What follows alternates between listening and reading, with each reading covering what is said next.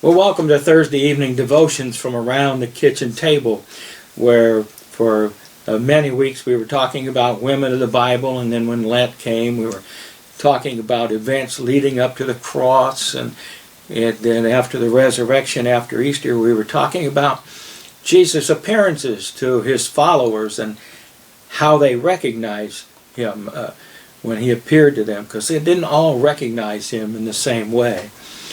Well, tonight I thought I wanted to share with you just some events, some thoughts that pertain to this storm this snowstorm that took place Tuesday. What a shock that was, wasn't it? So I was thinking about, after that storm, I was thinking about the 23rd Psalm and going through the storm. Going through difficult times in our lives, and we all do, don't we? Broken relationships, financial difficulties, health issues that we have to deal with, and a host of other things that we have to deal with and go through. Well, the 23rd Psalm was written by a shepherd boy by the name of David. David, as a shepherd, faced danger all day long, day and night, round the clock, as he protected his sheep from rustlers, from wolves and bears and lions. He fought them all to protect his sheep. And God eventually said that David, even though David had many shortcomings, and he fell and sinned greatly, and yet he desired to be with God, and God said of David, David is a man after God's own heart. David is a man after my own heart, God said, in spite of all of his shortcomings. Well, this 23rd Psalm is a prayer, and it's a promise of hope, a promise of overcoming evil.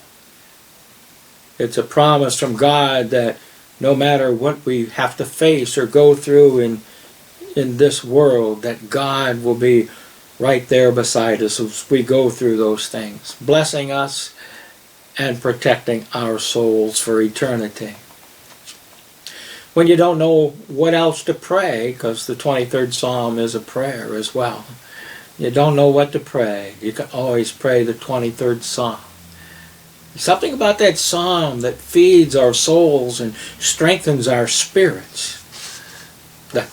It's a very meaningful psalm that David wrote. Well, some time ago in the big city of New York, in days of gone by, of course, now people used to flock to the theaters to watch people on stage perform plays, scriptural, biblical plays, and to hear the scriptures read and the like, and to hear matters of God, to sing and to worship. And some of these days have gone by. That seems to be a long time ago now, doesn't it? But anyway, some time ago there was a great actor that appeared on a New York stage, and he gave a reading after his performance.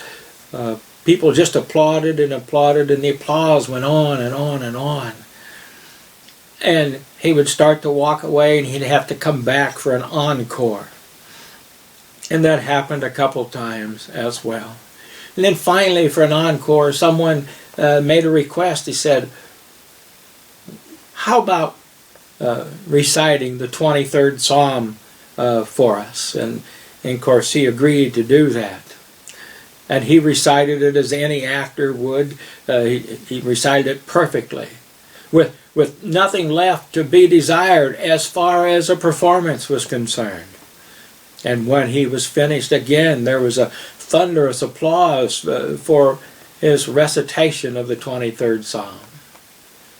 And then when the applause died down, he walked to the front of the stage and he said, ladies and gentlemen, there's an older fella sitting here in the front row, and I know him, we're good friends, but I'd like to ask him to come and recite the 23rd Psalm for you. And of course, he was not prompted or given advance notice that he was going to be asked to do that. And so he was frightened, of course, as he went up on stage. And then in his fear, he looked over the crowds, and then he closed his eyes against the crowd, and he bowed his head, and he began talking to God, and he said, "The Lord is my shepherd, I shall not want. He maketh me to lie down in green pastures. He leadeth me beside the still waters.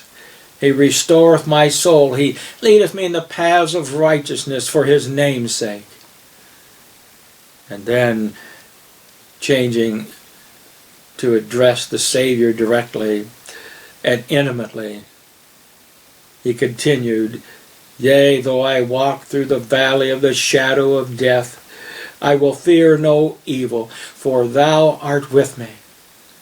Thy rod and thy staff, they comfort me. Thou preparest a table before me in the presence of mine enemies. Thou anointest my head with oil, my cup runneth over. Surely goodness and mercy shall follow me all the days of my life, and I will dwell in the house of the Lord forever." And the story continues that when the older man finished, there was no applause.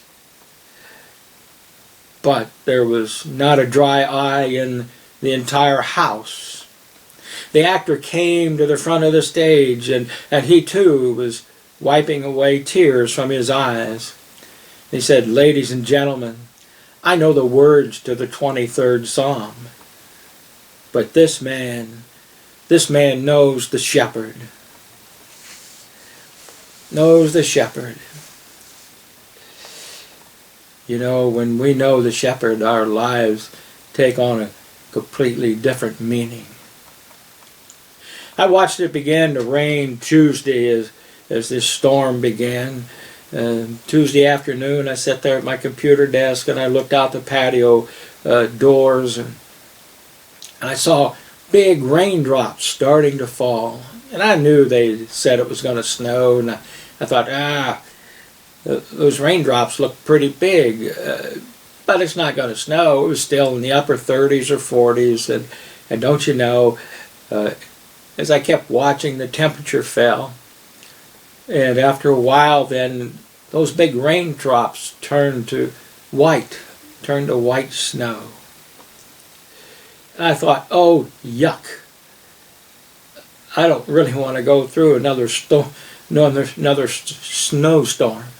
And then as I watched, you know, those snowflakes would hit the ground, and as soon as they would hit the ground, they would melt because the ground was still warm.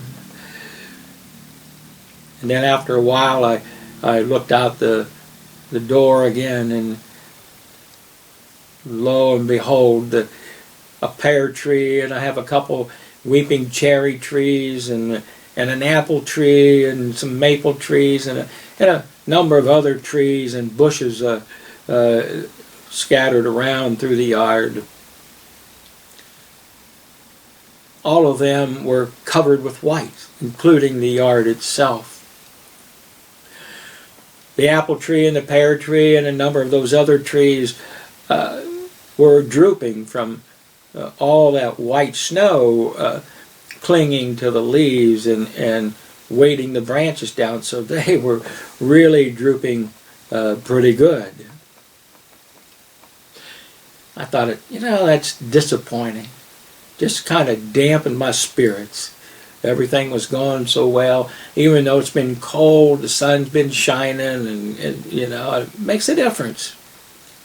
On Wednesday morning, then, I got up. I get up early, but I got up and went out for a walk about 5 a.m.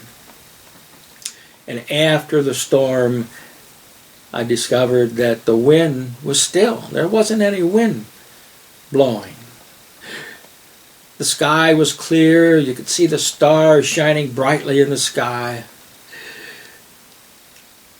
trees everywhere were covered with white. And it really, against the white background on the ground, of that snow there and the white trees in the background, it really looked kind of neat. And it was that way all throughout the walk. Every place I went for 45 minutes, it was just an amazing sight to see. Beautiful. For the next 45 minutes then, I enjoyed a beautiful walk. You know, what scenery that was. I was reminded that God had calmed the storm, and when He did, everything was beautiful.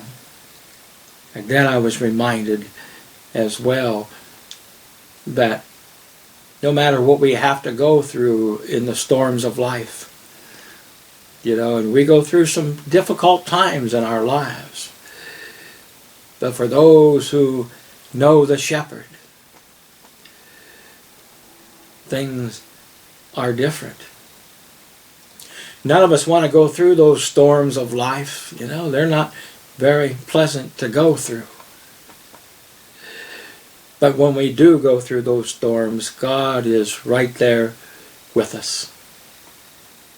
He's promised that He'll never ever leave us or forsake us. He's there beside us as we go through those storms of life.